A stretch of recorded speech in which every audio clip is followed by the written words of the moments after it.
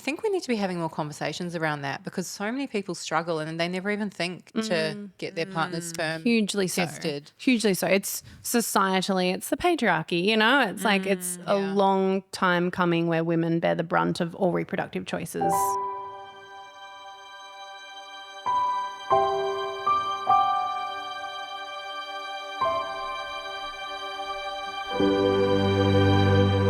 Hi everyone, welcome back to No Place Like Home. I am Larissa and I'm here with Jess. Hello. Hi Jess.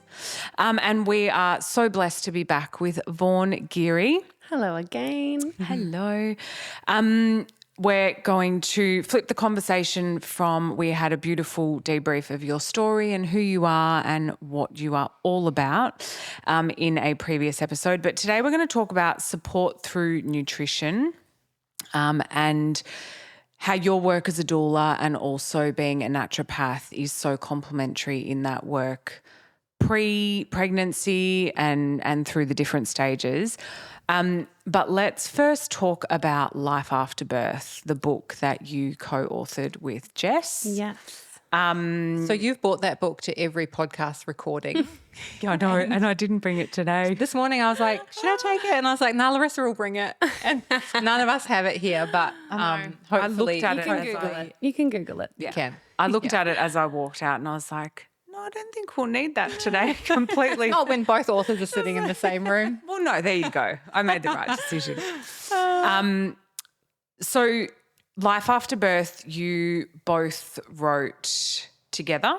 We did, yes. Yes, in the height of, or towards the end of COVID. So, And why did you want to write it? Both. I suppose there's a question to you, Vaughn. We are interviewing you. I'm sure Jess has got an answer. But like, what were the conversations Life After Birth, about what you wanted to achieve? Like, what was your intention about? Well, we were very luckily approached to put forward the idea to write a book. So Right. incredibly blessed in that perspective that someone literally looked at the two of us having created Mama Goodness and with our shared, experience as Jess as a cookbook writer and a doula, myself as a naturopath and a doula, Jess as a mum, and working in that space. So they saw legs, that the project could have legs, but we had to pitch Right. and put forward what we believed was going to be the new postpartum Bible. And at the time, there was the first 40 days, so Hang Hours book, Yes. which is incredible. Beautiful book. Yeah. Amazing recipes and incredible emotional, spiritual information. And it's in just that so book. beautifully written. Oh, it's stunning. Yeah. And so I think knowing that we had something like that as a basis, but living in the West, in Australia, myself being a naturopath and having all of the herbal nutritional background, and there just not being a very up-to-date Yeah. Australian-based book Version. for new parents on how to prepare for the postpartum, all of the different sort of presentations that you can have health-wise, emotionally, relationship-wise, how you can support that through food, through therapy, through herbs, and also looking forward past those immediate first 40 days. Hang Hours book is sort of looking at that immediate postpartum, and we were like, well, postpartum's forever. Yes. You never stop being in that phase of your life. You just sort of grow into it with your children and your family dynamic. So we kind of put together a big mind map of what we pictured, that looking like, and we refined and refined and refined.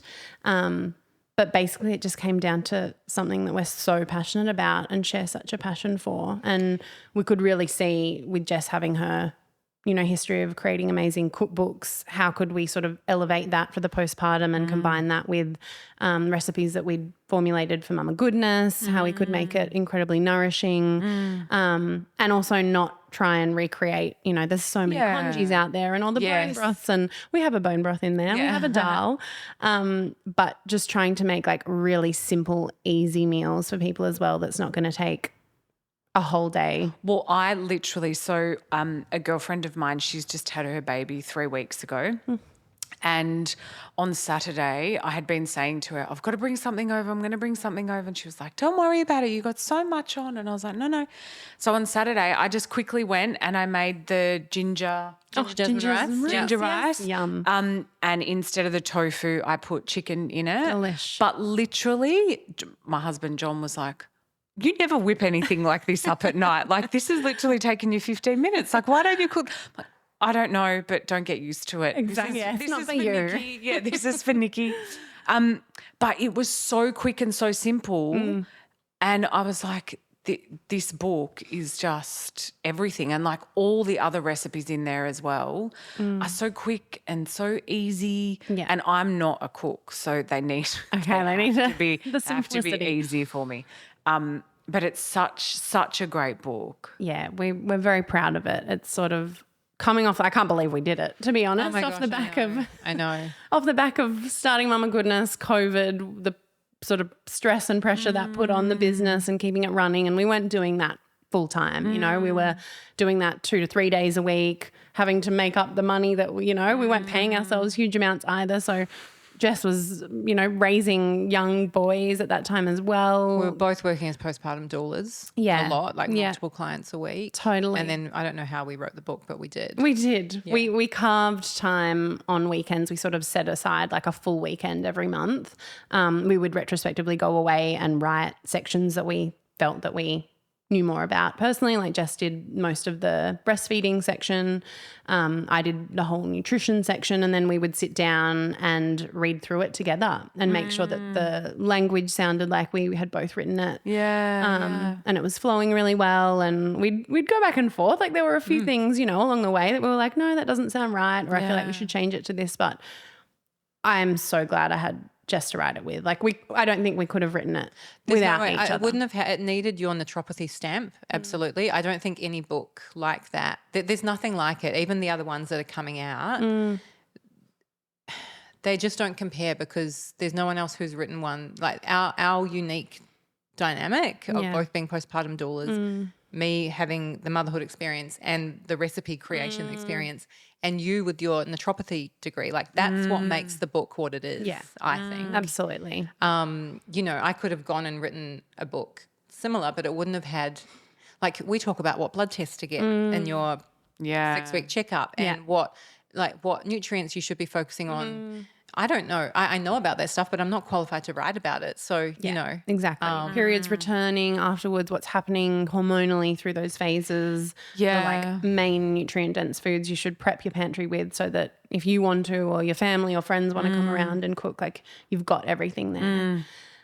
I certainly feel blessed to have, so Vaughn, you're working with us at home, which we're very blessed to have you be a part of the team. But just for all those listening, so you can imagine what the menu is like at home. Obviously, with Jess creating the recipes, and then Vaughn, you've consulted on the menu as well and given it your naturopathy. The tick. Yeah, the tick. Told me to add more salmon. Yeah. I was like, where are the fatty fish? So it's certainly a menu to. I said I'm just going to check myself in at some point, just to eat. Treat the food. yourself. Yeah. We will certainly keep referring back to the book as we talk, but let's just talk about your work with women and around that preconception period. Yeah. I hadn't even heard of preconception until you. Sorry, I just interrupted you. But it's not at such all, a, Jess, I remember saying to you one day in the kitchen, why do people need to see you before they get pregnant? I knew nothing about egg health. Totally. It's such a big topic. I know a lot about it now, thanks to you. But I've actually learnt a lot as well, Vaughn, from those beautiful Q&As that you do on your Instagram with all of the questions that people ask, and then you give such beautifully detailed responses. And I've actually learnt a lot because you help a lot of people through their IVF journeys and fertility and absolutely all I that. do. Yeah. And that's come more recently. It's been an evolving journey of more sort of doula pregnancy based, but we're an aging sort of population as well. A lot of people are choosing to have babies a lot later. older. Yeah. Jess has asked me a few times, and the questions come up, why would people, that drink Red Bull every day and that just go down the shop and get iced coffees and smoke and drink, how do they just fall pregnant immediately? And other people struggle for years. If I knew the answer to that, I'd have a Nobel Prize. But I think there's so many factors that can impact pregnancy outcomes, and we're seeing a rise in fertility struggles. I think it's 1 in 6 people struggle to fall pregnant.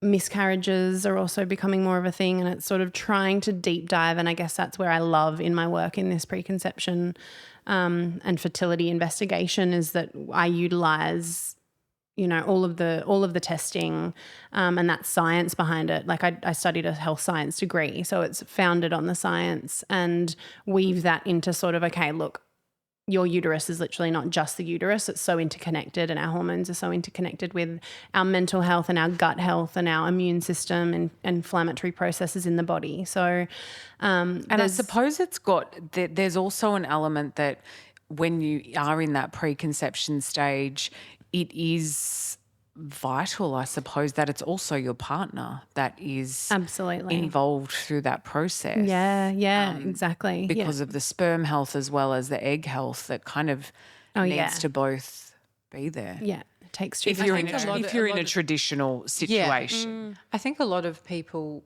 and it often falls on the person with the womb. Oh, and always.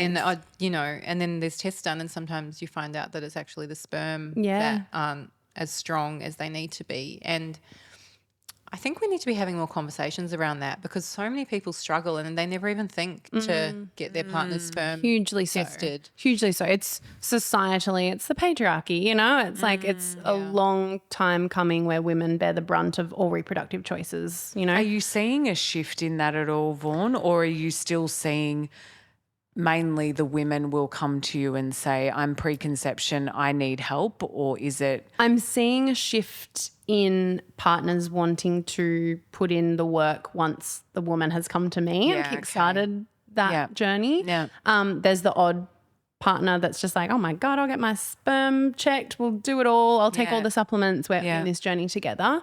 While I was studying, I worked at a health clinic in Melbourne here, and there was a perinatal psychologist that I worked with, and it was fascinating kind of hearing and meeting some of the clients that would come in, and I'd just start having conversations with them, and they were incredibly open. But some women would come in and their partner had they'd been on long IVF journeys. They only had one ovary. The partner, they were relying on their partner heavily to get rid of environmental toxins, like stop smoking and drinking huge amounts of beer at night and have high amounts of caffeine, which all can impact sort of liver function, sperm health. And as soon as one round had sort of failed and they hadn't really put in the effort either to get their sperm into a healthy position, they just go back on the bandwagon. So it was such a disconnect between, just because your womb can't carry this baby or your egg's not supposedly working, it's got nothing to do with my sperm health. But it's honestly statistically 50-50. Yeah. I've had friends where they really struggled, and then they both got checked, and it was the male partner who then needed to be taking a supplement or a medication that he was given, and he just wasn't taking it. Yeah. Which is heartbreaking. It's it's so I can't even imagine. Jimmy, my partner, we're already talking about preconception. It's he'll be so on board when the day comes. Yeah. But it's just unfortunately, look, it's individual humans and their thoughts about I think it's a huge ego hit to men. I think it's very much to do with fragility, that masculine fragility, and just, it couldn't possibly be my part. I'll just, we have sex and it's done, and that's all I have to do. I can go back to drinking and smoking and all of that through the pregnancy. But there is a huge shift. There is absolutely a positive shift. And a lot of my clients, when we sit down through our consults, if it's sort of our initial or in the early stages, I lay it all out for them about just how important it is. And I send them information about, what nutrients are needed for sperm motility, like movement and shape and optimal numbers. There's also genetic factors as well for men. So some people now are doing genetic testing prior to conceiving to sort of look at family histories of cystic fibrosis and autoimmune conditions and things like that, which I think if you know that, really important for people to have conversations with their family. That's something that is only really starting to happen, I think, with our generation, is actually finding out what your family history is of health-wise, because that can really impact pregnancy outcomes, health of the baby long term. But, yeah, it takes two to tango, and I think it's really important that both people. So once someone is pregnant, we've spoken to Dr. Nicole Gale on this podcast in the past. She suffered from hyperemesis, which is huge. What are some other complications that can arise? I'm conscious of not, veering this to be too negative, but just, I guess, what are some complications that can arise, and how can people be supporting themselves through nutrition to either prevent those or to help them? Let's chat about Definitely. that. Yeah. So I think another reason why preconception care is so important, just to go back to that, is that if you allow yourself 3 months, 6 months to really work on your health, you can do all your bloods, you can do a bit of a deep dive, you can see that you're like incredibly deficient in iron, or your liver function's really out of whack, your vitamin D stores might be really low. All of those nutritional deficiencies can impact the health and outcome of your own pregnancy and your baby's health. There's so many studies that are continuing to come about, which is, I'm geek out on them. She loves science now, everyone. But, there's so much science behind it showing that, vitamin D deficiencies in pregnancy can obviously fall onto the baby, and that can really impact bone health for them, immune health, into their life for allergies and eczema and skin conditions in the future. So thinking about that earlier on, and especially knowing that in pregnancy your nutritional needs increase significantly. Also, as your blood volume increases, you have that hemodilution, and with that you often struggle to retain iron. You need higher iron levels. Like you kind of go from needing about 18 milligrams of iron a day up to about 27 in pregnancy. Yeah. So it's a huge shift. And you need to take into account, are you a vegetarian? Do you already have a deficiency? Have you had a history of really heavy periods or endometriosis leading up to this point of getting pregnant? And where is your state when you actually go into pregnancy? Because if you then go into pregnancy and get nausea, hyperemesis, food aversions for 2, 3, 4, 10 months, are you then going to be going into motherhood and parenthood and raising a baby completely depleted? So it's so important, and I think that's where preconception just gives you that time to recoup and replenish all of the nutrients that you might need, and not just from a physical side, I think just a mental health side as well. Going into it with a different state of mind. Yeah, absolutely. Yeah. Like a lot of people go off the back of, working their whole life, being, a bit party animal, crazy, maybe not even drinking a lot or anything like that, but going. But just the different stresses, whatever that might be. Like you might be working a lot, not taking care of yourself. Not acknowledging. Your cortisol levels would be high, which we all know has an impact on everything else. Exactly. So as a naturopath, we're going to go through a couple of scenarios through the pregnancy stages. Yeah. And without, obviously if people want to come and see you, definitely reach out to Vaughne, because she is an incredible practitioner. But we're going to go through a couple of pregnancy issues, for lack of a better term.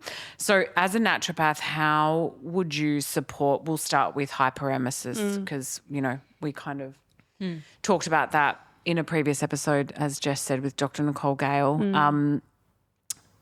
I can't even say it now. Hyperemesis. Yes.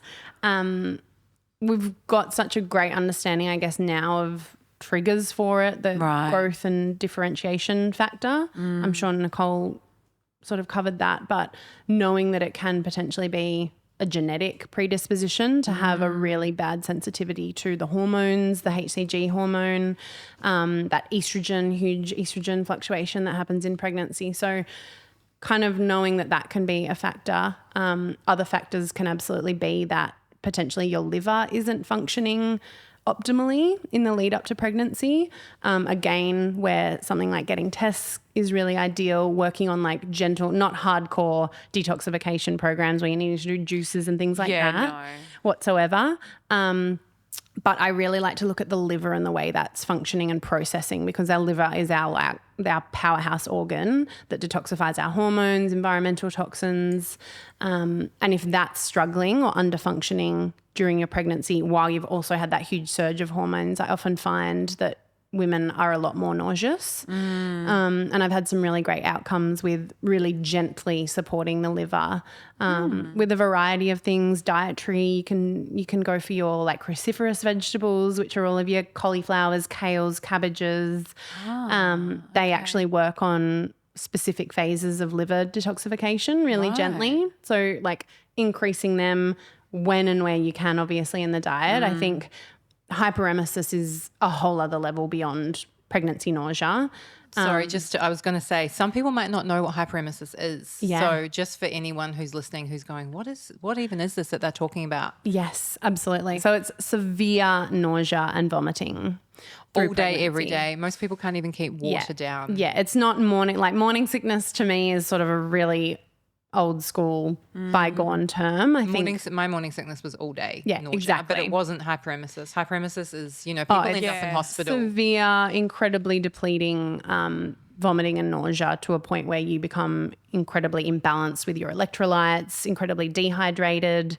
Something that Nicole is going to have at Juno is a rehydration day clinic, which is amazing. Oh, it's so needed. So needed. Incredible. Because women are turning up to ED currently.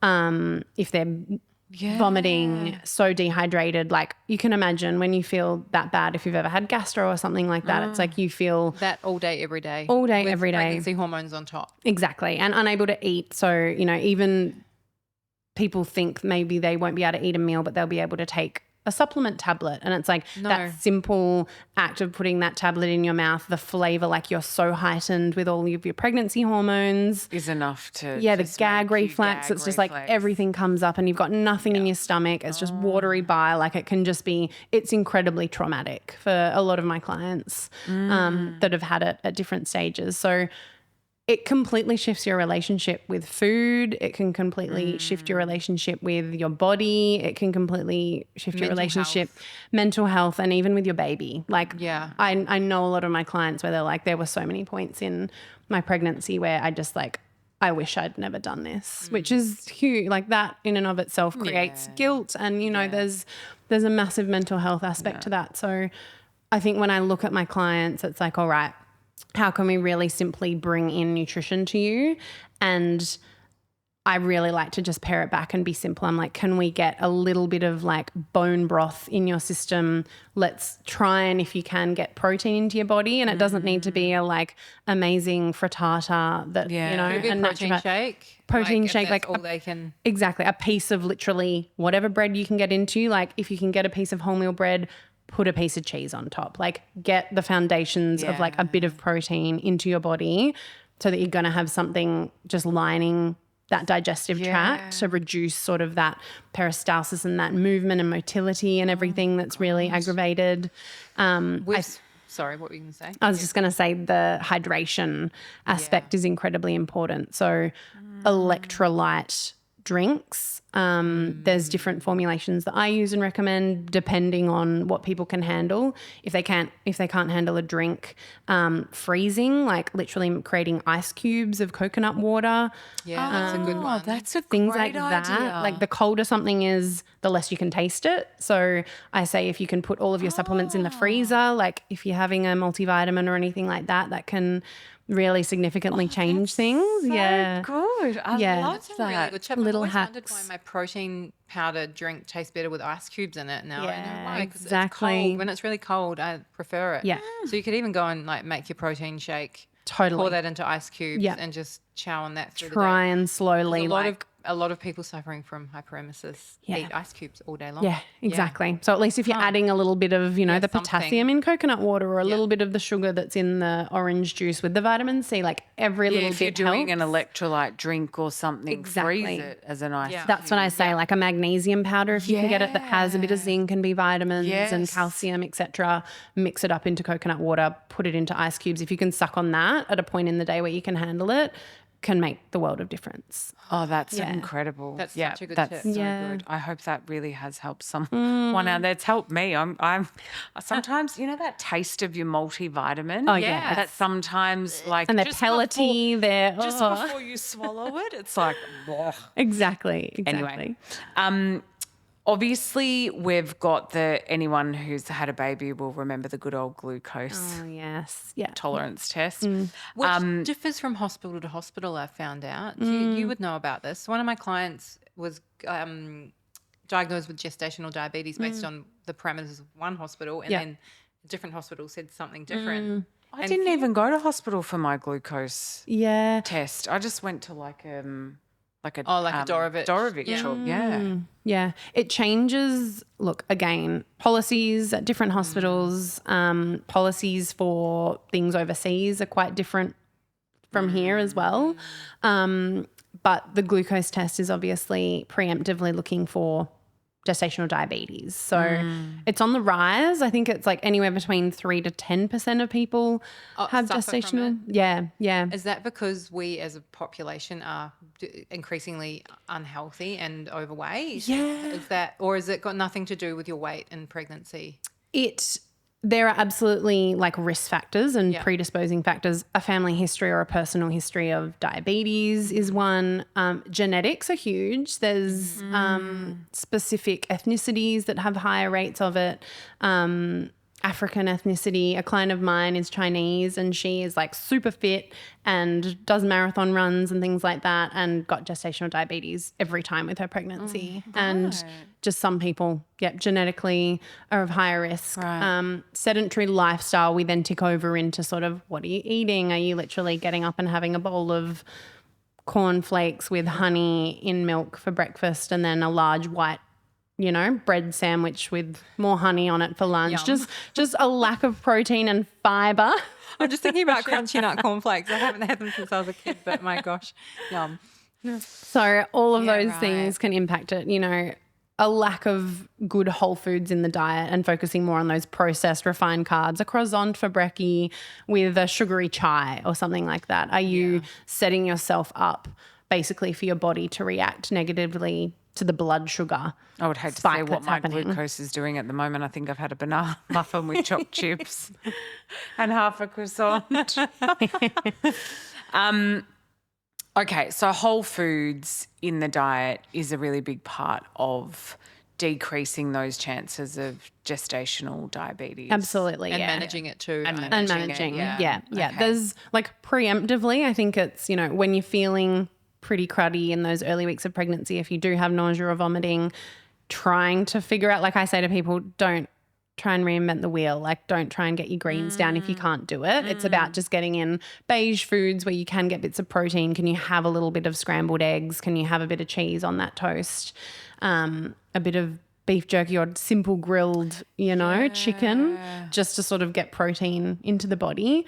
But basically the dysregulation that's happening in pregnancy with gestational diabetes is your body can't create enough insulin. There's a shift and an issue with being able to create enough insulin to be able to basically insulin is created as a bit of a Pac-Man to go through the bloodstream and pick up all of the blood glucose that you get from your diet and the carbohydrates in the diet, and it delivers them to the cells. And then your cells obviously store all of our glucose for energy. Yeah. But when you have a lowered ability to regulate that from lowered production of insulin, which often happens with people with gestational diabetes, you just see high amounts of blood sugar. So they've just sort of got a dysregulation. And back to Jess's question about that, some hospitals, as soon as you click over like a 5.0 of a glucose reading, you're sort of considered right. of basically they put you into high risk because you have gestational diabetes. For some others, it's 5.5. So it's trying to figure out your normal and your food drivers as well. And there are other options to doing the glucose tolerance test. You don't have to do it. The test is basically like 50 grams of pure glucose. In that it's foul. Some people foul. cruise through it. Other people are vomiting. All day. It tastes like flat, thick lemonade. Yeah. Yes. Yeah. Yes. Yes. Yeah. It's pretty foul. I remember it not being as bad as I thought it would be because everyone talks about how horrible it is. And I went in, freaking out. And it was nowhere near as bad as I expected. Okay. Yeah, I was a bit the same, Jess. That's good. Yeah. That's great. Yeah. Absolutely. But I guess it's a one-day event based on like a huge amount of sugar, whereas actually looking at, and again in preconception, it'd be great to test your fasting blood glucose and maybe your HbA1c, which is like a longer term look at how your body processes and balances blood sugar. So if you kind of have a history of that and know where you sit, Yeah, that's a you great can go idea. into Yes. pregnancy to be able to monitor it. You can also get those little finger prick tests from the pharmacy that people do, like type 1 diabetics have to prick their fingers. You can use that. So, but from a dietary perspective, I think it's really about focusing on like you're not eating for two. Don't just go crazy on, because I'm pregnant and I'm feeling really crap, I'm going to eat heaps of croissants. It's like that's just not going to make you feel good on any day of your life. No. So if and when you can, of course, enjoy a treat from time to time, but try and focus on protein being a massive aspect of your diet. We need about like 1.5 grams per kilo of our body weight in protein each day. So I say for, on average, aim for about 90 to 100 grams of protein in your diet every day, which sounds huge. Never would eat that much protein no matter how hard I try. Exactly, yeah. But it's not just to mitigate, gestational diabetes can be really significant and it can cause ongoing effects for babies' growth and development and your birth.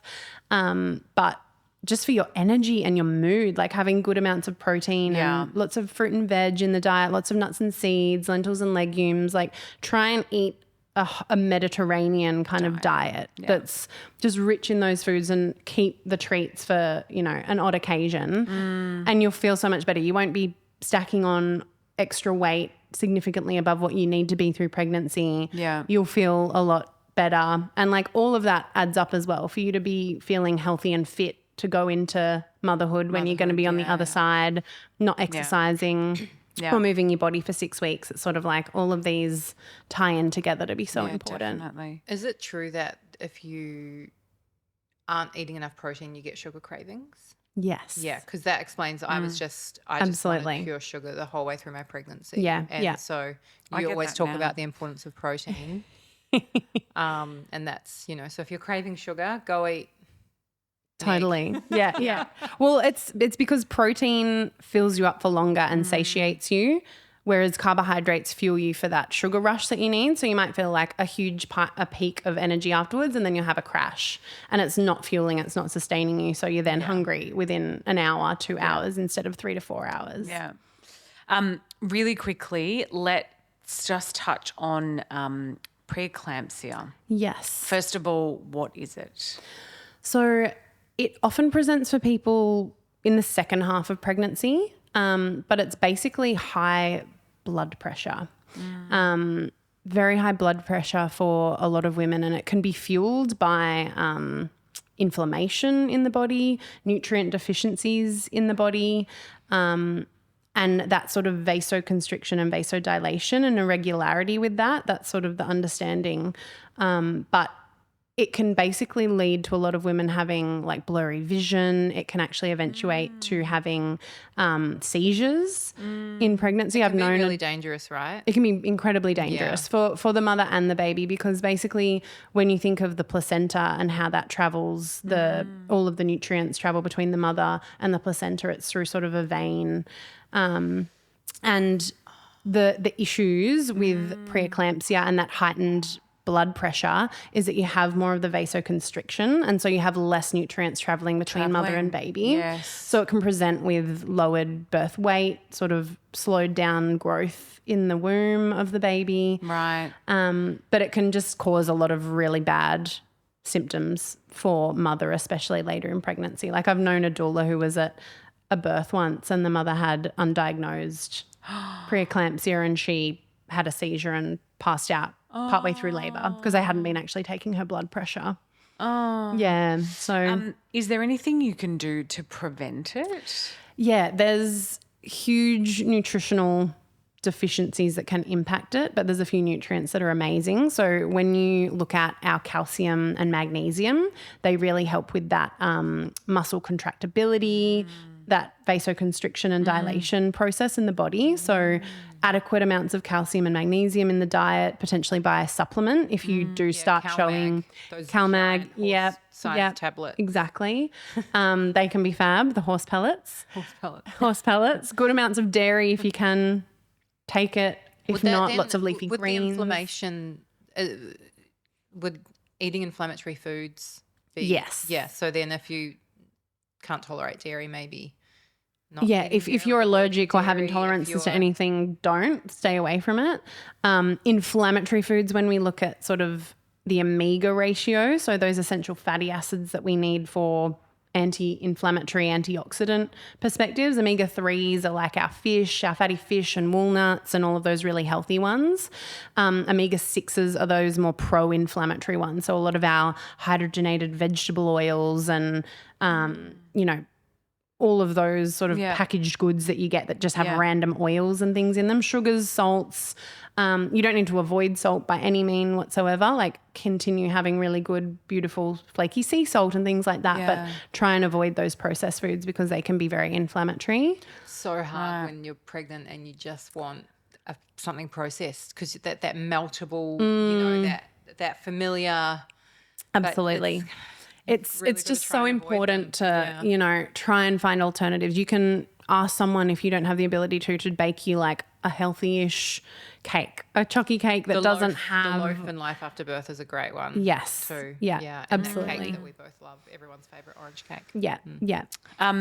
This has been amazing. Thank you so much, Vaughn. I feel like Pleasure. I've learned a lot and I'm not going to be pregnant anytime soon, but We'll see. for our listeners, no, Jess.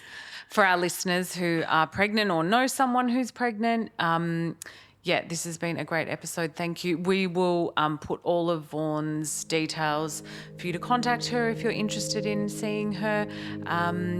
But thank you so much. Thanks. This podcast represents the opinions of our hosts and their guest speakers. Views and opinions expressed in the podcast are our own and do not represent that of our places of work. This podcast is for informational purposes only, and content here should not be taken as medical or professional advice. Please consult your healthcare professional for any personal recommendations and medical care. While we make every effort to ensure that the information we are sharing is accurate based on the best available information at the time of recording, we welcome any comments, suggestions or feedback via our website contact form, home.com.au/contact. Names and details of personal experiences may have been changed to allow for anonymity and privacy. To join the conversation, join us on social media at Home Postpartum.